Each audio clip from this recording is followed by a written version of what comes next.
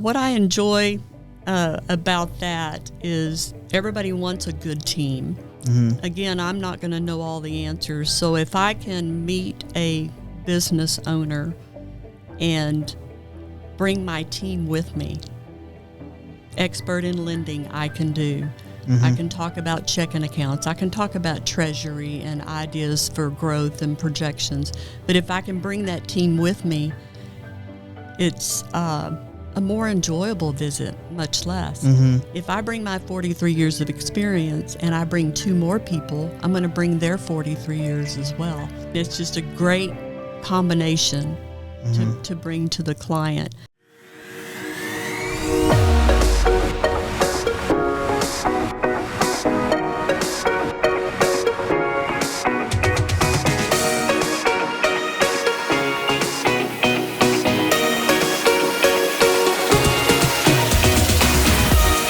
Hello and welcome back to the ATMA Podcast, where we give you the tips, tools, and strategies you need to build, launch, grow, and scale your business.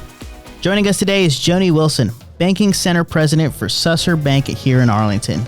Joni has over 40 years of experience in commercial banking and commercial real estate lending, and also has been with Susser Bank since 2008. She is a proud graduate of the University of Texas at Arlington with a degree in finance and completed her executive banking leadership training at LSU.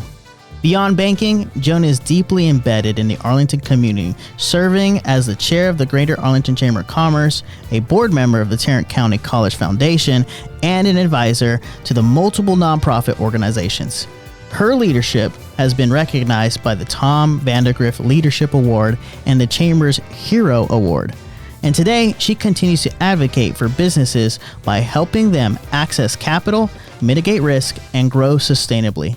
Joni, welcome to the show. Today's episode is sponsored by NuvoDesk Coworking, the home of Arlington's most accessible production-ready podcast studio. Whether you're launching your first show or leveling up your content game, NuvoDesk gives you a professional studio environment where you can walk in, hit record, and create. But NuvoDesk is more than just a podcast room. It's fully equipped business hub with private offices, conference rooms, and workshop and event spaces designed to help you host, collaborate, and grow. If you're ready to elevate your brand, your business, or your voice, book your next recording or your next tour at nuvodesk.com. Create here, work here, build here. Today's episode is brought to you by Nuvio, the all-in-one business platform designed to help you build, manage, and scale with confidence. With Nuvio, you can build your own website in minutes, manage all of your leads and customers through a powerful CRM. And if you're in the restaurant industry, you can run your entire operations using Nuvio's modern point-of-sale system. Whether you're a startup, a service provider, or a full-scale restaurant, Nuvio gives you everything you need in one place. Simple, connected, and built to grow with you. Discover why entrepreneurs are switching to Nuvio. Visit nuvio.com and run your entire business on one platform. Well, welcome back once again. My name is Bryan, CEO, co-founder of Advent Trinity Marketing Agency, and we have a very special guest, Joni Wilson with Susser Bank. Joni, thank you for joining us today. Say hello and tell us a little bit about yourself. Thank you. I appreciate the invitation. As you said, Joni Wilson, Susser Bank, been in banking 43 years. Wow. Have not really had a different career than this.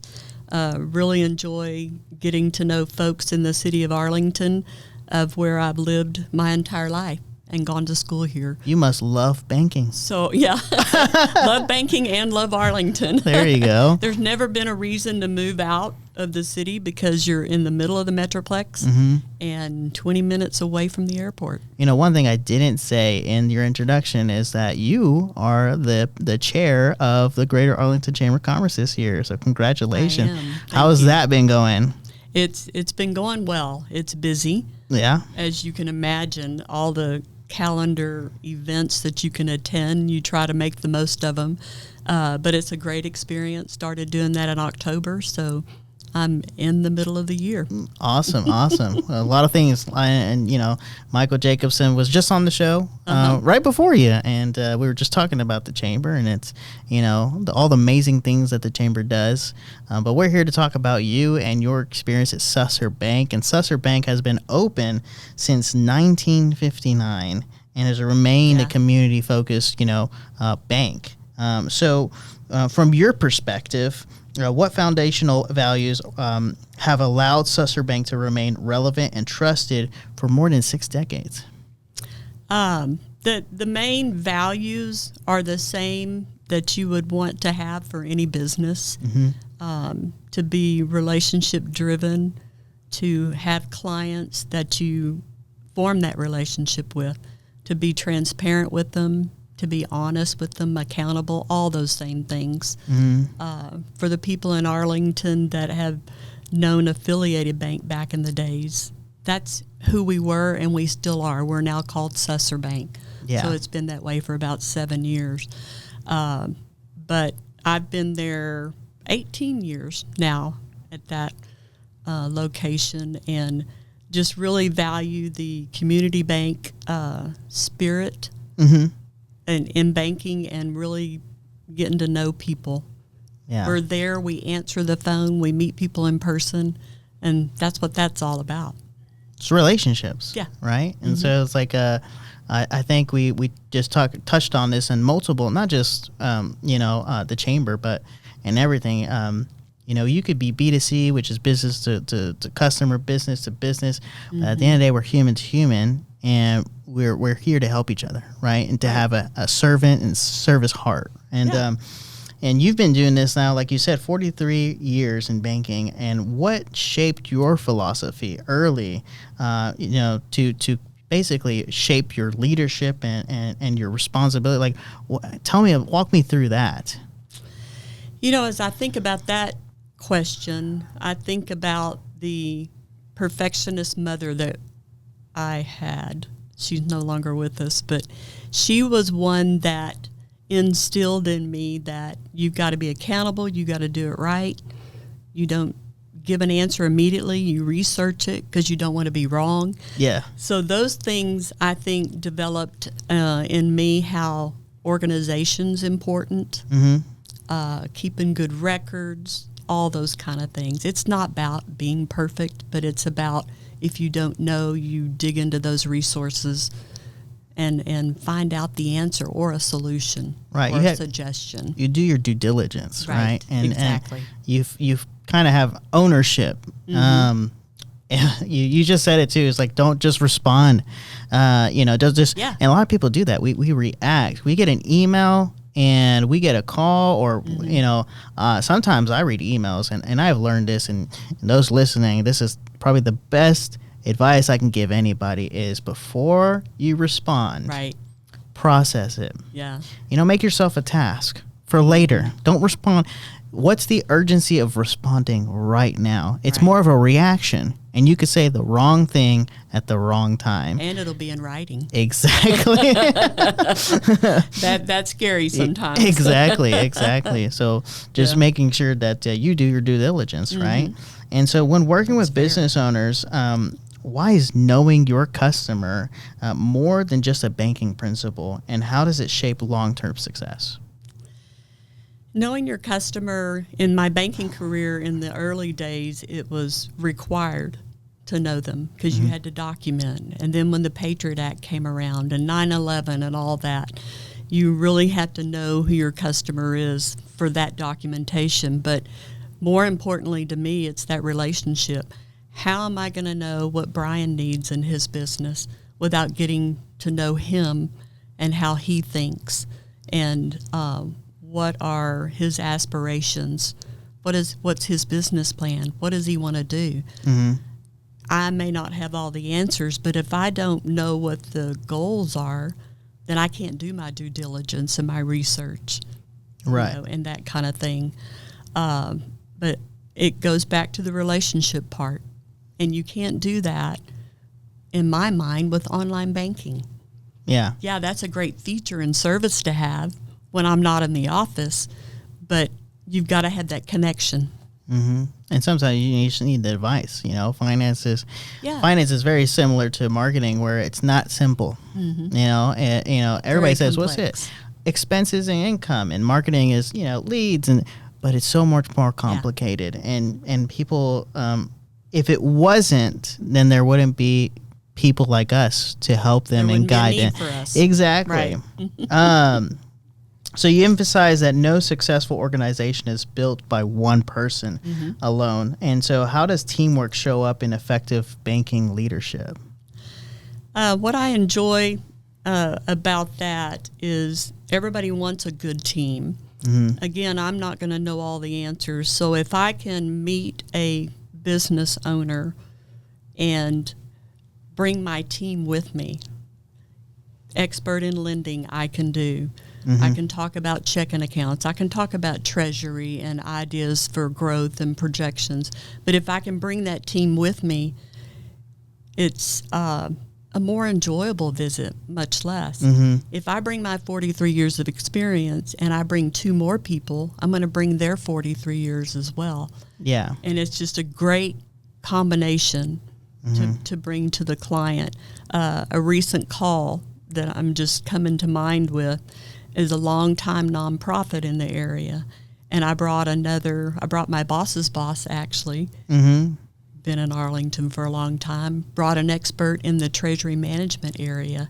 We covered every question they had. We visited for 2 hours, and we had a great time. Yeah.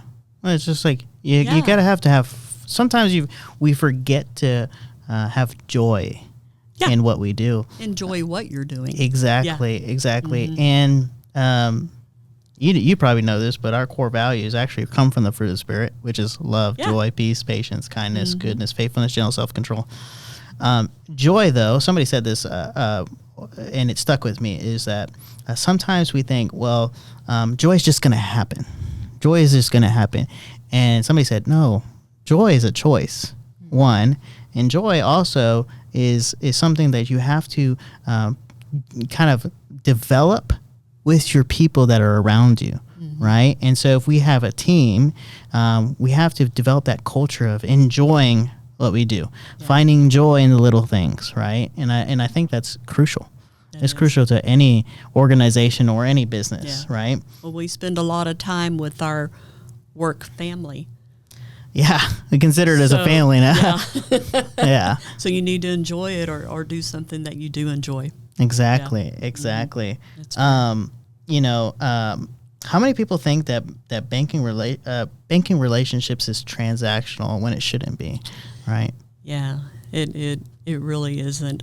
There's so many things that we can offer and services, but I can show you all the products and services, but it's the value that you and I can share, and trade off from each other. There's just so much more there to offer, and that's what makes what I do very enjoyable. It might not be something I can do for you today, or it's an answer of not now, not a no, because someone needs to work on this, and this before we can do that kind of loan or whatever it is. Yeah. So question for you, because you've been doing this for 43 years, but what made you want? Because you're focused on commercial, right? Commercial lending, commercial banking, yeah. And so what made you want to focus in that specifically? The variety. The variety? The variety outweighs the consumer side of it. If I'm in home mortgage lending, then it's obviously enjoyable to help people get in new homes, but that's the product. In business, there's so many avenues. We can help with lines of credits and equipment notes and get you in a building. We can help you expand your building. We can build a new one. There's a wide variety of types of lending, and I think that's what pulled that interest in for me right off the bat. And how many businesses have you helped? Can you even count them? Oh my gosh, no. I really couldn't. Have you and you've built relationships with these relationships, many different businesses. And so you've seen all kinds of businesses stumble and also succeed, right? So tell me a little bit about that. Like what, how's that experience with you? It's you put yourself as a lender, as a banking officer, you put yourself in their shoes a lot. So you try to understand where they're coming from. If something stumbles, or a case, an example right now is fraud is just prevalent everywhere. Mm-hmm. So this happens many times a week where a client will call and say, a check ran through and it's not mine. And I can immediately, in my mind, step in their shoes and say, well, have you done this? Have you done this? And that's the value we offer. Mm-hmm. Well, maybe you should have done this. Right. We all can't watch our checking account every day, all day long. Yeah. You need to put features into place.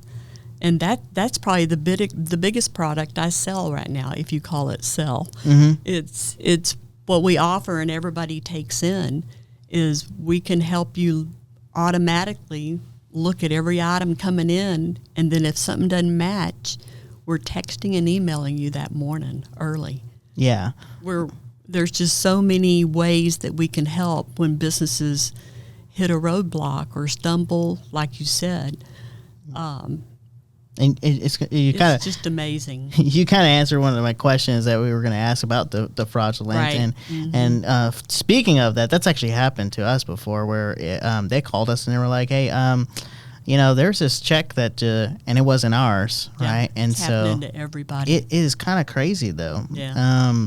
Unfortunately, it's just the world, right? We have to, it is. We have to think about the good and the ugly, right? And be preventative. Exactly. Yeah, for sure. So you often speak about sharing knowledge as growth strategy and educating and strengthening not just bankers but business owners. You are now the chair of the Greater Arlington Chamber of Commerce, and so not just in the banking but in the Greater Arlington Chamber of Commerce. Like, what spurred you to kind of obviously you love helping business owners. If you didn't, you wouldn't be a commercial banker and the chair of the Greater Arlington Chamber of Commerce. So tell us a little about sharing knowledge and growth strategies with them. I think that's just something everybody has to do, especially at the time of life I'm in. For everything that I've learned and done and received, we all need to give back. Yeah. So is that through volunteering, that kind of thing? I think that was initially, it might not have been initially, but that's part of being part of the chamber. Sure. Is you want to get to know people, you want to share your knowledge, you want to meet new people and network. Yeah, we're looking for more business. We're all, had that goal in mind as well. But why not broaden that and get to know people just in general? And that's what drives me now is really getting to know people. Maybe I can help them, maybe I can't. Maybe they ask me a question like, who's the best plumber in town? Well, I'm going to give you a couple ideas. Yeah. Right? And that's what that all is. It's sharing because that's going to come back in a good way. Absolutely. Does that make sense? It does. Like it's kind of like a theme that's been going on with multiple of our guests is like giving back to the community, right? Being a servant, and not just selling, but serving. Because we're here for the short term. I mean, really, we're not going to be here forever. Right. And the generation that's that's coming up, we've got to give back to them. Right. And give them guidance. And because at the end of the day, they're the ones that are going to replace us. Right. Exactly. And you want to help groom them. Exactly. Because otherwise, they're the future. Right. They're the future. They're the ones that are going to be taking care of me and assisted living. Right. Yeah, exactly. Why not share? Yeah. Share the knowledge. Yeah. And it's you're a UTA grad and we've actually hired people from UTA, UNT, TCC. A lot of our a lot of us students now that we are actually have interns from the Dan Dipert. It's important to show them what it looks like, right? And to nurture them personally, saying, "Hey, this is how the real world works." Right. sometimes textbook. Yeah, exactly. Or AI, right? Oh, that's scary enough. But Yeah, I think you're right. Is when we think about growing, it's really about nurturing, and that's the same thing when it comes to marketing. Is like we educate. It's like, hey, you have to nurture. People buy from people they know, like, and trust, right? People do business with people they know, like, and trust. If they don't know you, they don't like you, they don't trust you, then it's going to be a very hard sell, no matter how you do it. But growing at the end of the day is nurturing. And to your point, we're nurturing the next generation. Yes. We're nurturing our employees. We're nurturing our, people that we're doing business with. I think that's important to have that mindset. Yes, so from a banker's perspective, how does honesty, especially when delivering tough truths, impact long-term client relationships? And I've got some stuff to tell you about on a marketing standpoint, but on a banker standpoint, what does that look like? Well, and I kind of mentioned, sometimes we have to get that answer that someone doesn't want to hear, that they don't get what they asked for. And I always put it as, we can't do that now. It's a no right now, but it's just a not now. Case in point, I have a company in the area that I worked with 5 years ago for a good year, trying to figure out how to do an expansion loan, build a new place, and add on to all their locations. And the experience was long. It was trying. It took a while to get stuff from them. Got to have your financials in order. That's a big thing. And then you're always going back and trying to do homework and bring it back. Anyways, the short to that story is I couldn't do it then. 2 years later, which was about 6 months ago, that same person called me again. I'd like to look at this kind of deal. This is someone I told no. But I spent time. We shared knowledge. It was a growing experience. They got their deal done somewhere else. They're doing okay. That's awesome. But it was an honor for me to hear from them again. Yeah. Because, even though it was a no answer, it was still a relationship, right? It's funny you say that, because no, is some business owners and entrepreneurs, we're sometimes too scared to say no. And Jeff Williams, who was on earlier, he actually had to say no to Jerry Jones, right? And then can you imagine saying no to Jerry Jones, right? Wow. I just had a conversation with the customer just this week, and it was about branding, and she was really struggling with branding, and it was like, well, this logo does this, and this branding is doing this, and it's kind of all over the place, and I was just like, well, branding is about you. It's about the personality truly of the CEO. It's the leader, right? And it stems from there, and it breathes life into the rest of the culture of the organization. Anyway, so I told a story because this question reminded me of the story. I said, do you know why we chose the color royal blue for part of, like, the main color besides black and white? In your branding. In their branding, she was just like, no, tell me why. And I said, royal blue stands for loyalty. And I'm going to tell you a story. When we first started this organization, the show Suits was like big, right? Is oddly enough, my customer is also an attorney, so Suits is not the real, like, so. Exactly. But anyway, so I'm telling you the story because Harvey Specter, the main protagonist of the show, in the first season, by the way, it's the best season in my personal opinion, because he shows his personality. He goes to the customer hires him and says, hey, I want you to do this job, and you're the best closer, and this is the result that I want. And so he comes back, he has a result, he has the papers, and he gives it to the customer, and the customer is like, this isn't what I asked for. And he said, you're right, it's not, because it's the best deal you're going to get, and here's why you're going to take it. Because I'm not here to earn your business, I'm here to keep your business. And I think we forget that it's not about the short, it's not transactional. Right. It's about the relationship, right? And building the relationship. And so what did he say? I don't want your money, I want your loyalty. And so royal blue We don't want your money. We want a relationship. We want to grow together and build together. I think that we have that same value, right? Yeah, you want it to be long term. Exactly. Yeah. Otherwise, you wouldn't have been doing this for 43 years. Yeah. So as leaders scale their organizations, what mindset shift must occur to move from operator to legacy builder? We are all, I think about myself in this question. We're all independent. We want to do it. We want to do it right. But we have to grow our team. Yes. And I see business owners come in and they're ready to get to the next level, and it's the owner that does everything and can't keep up with their books and can't do this and do emails, put out bids, do collections on receivables because they're too busy doing the main job, which was their credential for opening their company. You've got to be able to hire those resources to set yourself up to scale, right?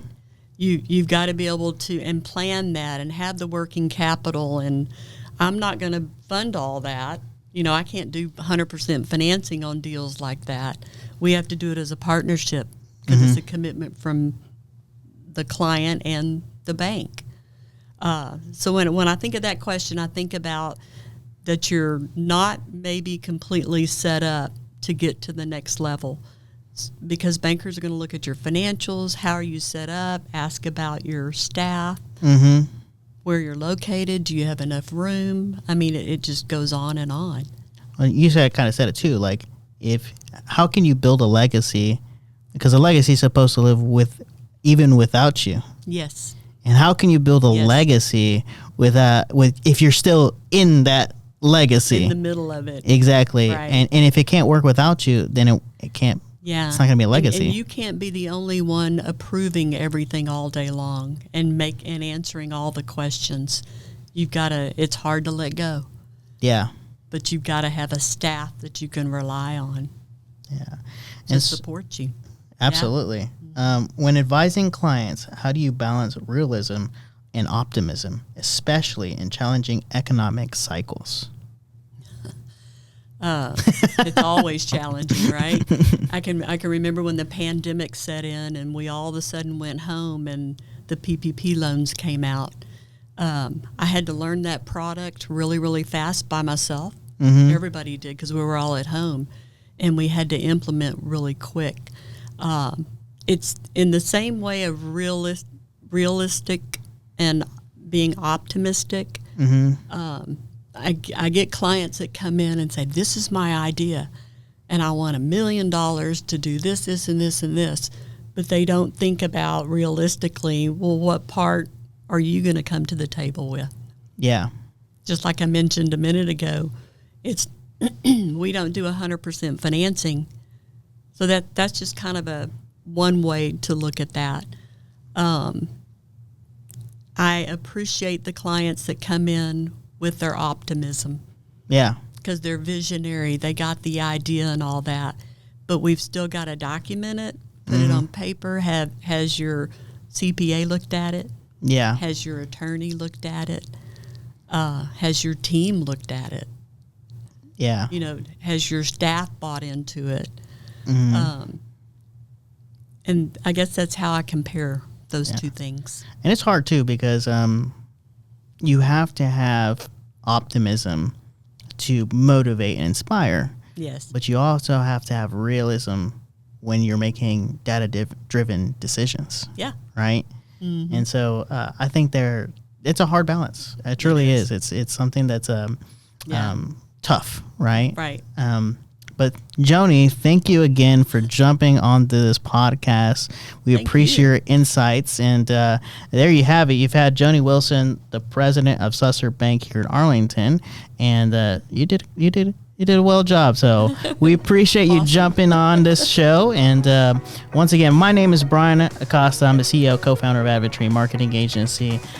We enjoyed Joni being on the show and showing us, the insides of what it looks like with commercial banking and her experience. And We loved having her on the show. We hope you guys are going to continue listening to the rest of the podcast and the different guests that are coming on. We are going to keep on going, chugging along and helping you build, launch, grow, and scale your businesses. So keep on listening. We will see you guys next time.